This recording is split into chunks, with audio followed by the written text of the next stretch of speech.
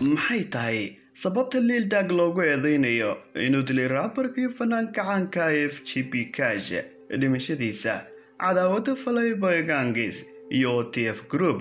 ma midaan dhammaanba maxayse tahay sababta ay usoo afkoylaadahay muddo ku dhow 10 sano moogtahay rapperiska ay ka midka yihiin King Von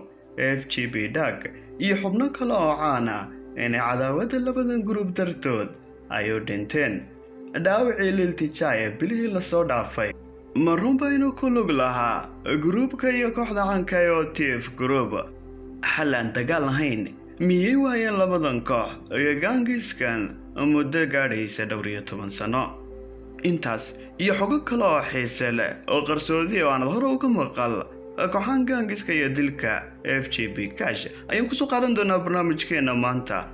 balse ka hor intaas waxaan rajeynayaa inaad saarto like-ta subscribe tidhaahdo aad ku soo biirto channelka lana wadaagta saaxiibada haddii ay munaasib tahay. Every hit from Von and his crew, he's also continued to back Lil Tim in tobankii bishii lixaad sannadan 2022 ayay ahayd markii FGB Cash oo ay weheliso gabadh asxaabtiisa lagu soo weeraray isagoo ku jira gaadhigiisa kadib markii gaadhi qufulan lagu soo dhinac qabtay uuna kaga soo degay nin hubaysan waxaana goobtii lagu dilay FGB Cash halka gabadhiina garabka dambe ee dhabarka dhaawac looga geystay waxaana lala cararay hospitaalka balse nasiib darro sidaas ayuu ku dhintay fanaanka iyo rapperka mucjisada ee FGB Cash. haddaba aan isweydiino sababtii loo dilay cidda ka dambeysay sheekada waalida badan ee uu kaga qaybta yahay gruubada iyo gangiska Playboy Gang iyo OTF Group. Then he would go back and black out with lines such as niggas dyeing their hair all asalka magaca fanaankan waxaa la yidhaahdaa Trishon Hamilton waxaase caan ku noqday magaca FGB Cash waa rapper fanaan iyo qoraahisadan caadi ahayn waxaana dhashay 1990 waxaa ka mid ah heesihiisa ugu caansan Back Again iyo heesta One Time. The whole world witness your mate sniper get his shit black and you ain't even get your lick back. haddaba aan isweydiino sababtii loo dilay cadaawada dhex taallay muddo badan isaga iyo Lil Durk ka hor intaan la dilin waqti lagu eedeynayo weliba inuu ka dambeeyo dilkiisa rapperka iyo fanaanka caanka ee Lil Durk wax kasta wuxuu bay dib ugu laabanayaan sanadii 2011 iyo kooxaha gangiska la kala yidhaahdo OTF Group oo asaasay ka yahay ninka la yidhaahdo Lil Durk iyo kooxda Playboy Gangs ahna kooxaad khatar badan oo markastana cadaawada isku hayaan kooxda OTF Group. haddaba 11 bishii June sanadii 2011 ayay ahayd markii la dilay Taka oo ka mid ah kooxda Playboy Gangs oo hogaamiye ka ahaa waqtigaas ninka laga cabsaday ee aadka u caanka FGB Durk. markaas ayayna ahayd markii nacaybkii cadaawadu ay u bilaabmatay labadan group. In the same situation with FBG Cash, and Lil Durk was aware of it. Do you think Lil Durk and members Playboy Gangs waxay sugeen fursadii waqti ay kaga harsadaan uguna argudaan rapperkoodii xubintii ay ka dileen OTF Group sanadii 2011 dagaalo iyo weeraro badan oo ay ku qaadeen waxba way kaga qaadi waayeen balse waxay doonayeen inay ka dilaan xubin aad u muhiim ah sida Lil Durk. weerar baan ayayna ku soo qaadeen maalmaha ka mid ah balse nasiib wanaag uu ka badbaaday waxaana halkii ku dileen laba ka mid ah xubnihii groupkii gangiska ee OTF Group. markan ayayna ahayd markii uu dib soo cusboonaaday dagaalkii ka dhaxeeyay dilkii labada tiim ee caanka OTF Group iyo Playboy Gangs balse markan waxaa arrin laga yaabay samaysay OTF Group markii ay weerar toos ah ku qaaday si calaadula una wajaheen kooxdii Playboy Gangs waxayna ka dileen markaasi hogaamiyahoodii iyo qofkii ugu caansanaa rapperkii ugu sarreeyay FBG Durk ahana leaderkii teamkaas waqti ay dhulka la galeen niyadana ka dileen gabi ahaanba Playboy Gangs balse ma aaminaysid sida ay uga argudsadeen iyo jawaabta ay ka bixiyeen arrintaas. outside of the city. He got caught up with gangs and street violence at a tender age. Violence was a major issue as he began his rap career in his teenage years. wixii loo geystay tiimkii Flyboy Gangs waxayna sugeen fursad iyo waqti ay kaga aarsadaan uguna argudaan raabarkoodii xubintii ku qaalisanayd kooxdooda balse waxaa dhagaha faraha la geliyay markii ay dileen qofkaba sii sareeyay qofka iyaga laga dilay King Von shakhsi xataa ka quwad badan kana qiimo sareeya raabarkii iyo xidigii laga dilay iyaga FJB Dag wuxuuna ahaa saaxiibkii iyo shakhsigii ugu dhowaa ninka la yiraahdo Lil Dag kadib markii ay ku soo weerareen isagoo la socda xubno ka mid ah groupkiisa markaas ayayna ahayd markii ay xaaladdu gaadhay halkii ugu xumayd waayo raabarkan wuxuu ahaa shakhsi sumcad iyo magac weyn leh gaar ahaan kooxda OTF Group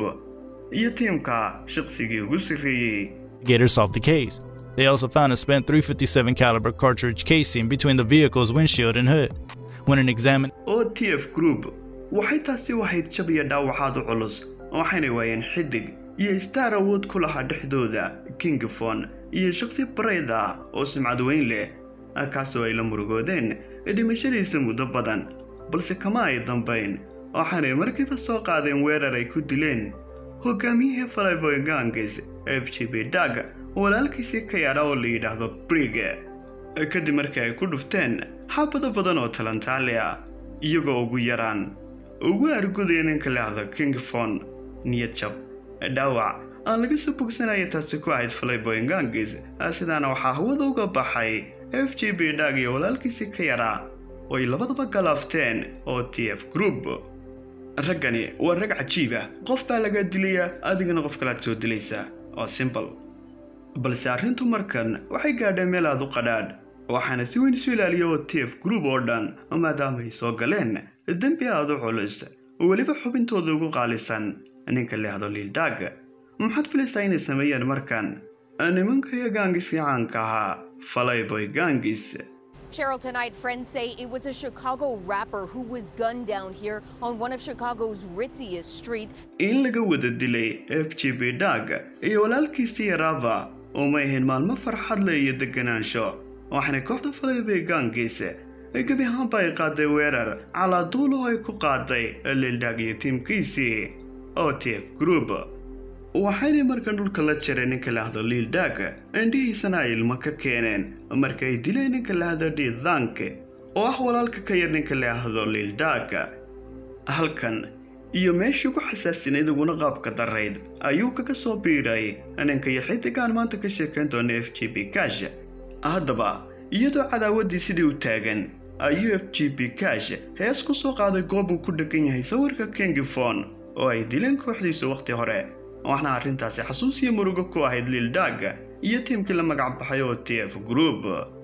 isla markiibana waxa soo qaaday hees ninka la yiraahdo Lil Dag waxaana ka mid ahaa midhaha heesta dila dhammaantood xataa Cash dila waxba igama gelin taasoo loo arkay cadaawadda inuu qayb ka noqday ninka la yiraahdo FBG Cash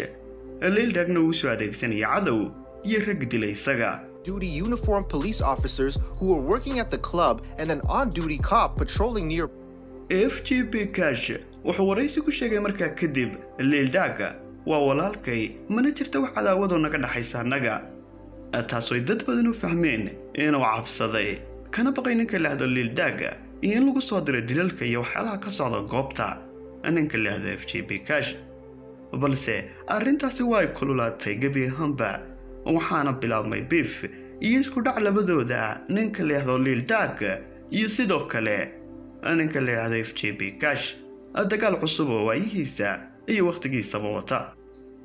A loved one, or you had a loved one in that life. Really think about that. So there you ugu dambayna June 11 sanadan cusub ee 2022 ayaa Cash isagoo wata gabadh kuna jira gaadhigiisa xilfida uu soo weeraray gaadhi ay ku jiraan dhowr nin oo hubaysan waxaana xabadda ku dhuftay FJB Cash nin wajiga xidhan halka gabadhiina garabka bidixda dambe ay uga dhacday xabad nasiib xumase saacad kadib markii loola cararay hospitaalka halkaas ayuu ku dhintay xayatiga starkii caanka ahaa fannaankii mucjisada FBG Cash xilli weliba lagu eedeynayo OTF Group arrinkan iyagu ka dambeeyaan. Your thoughts with us in the comments.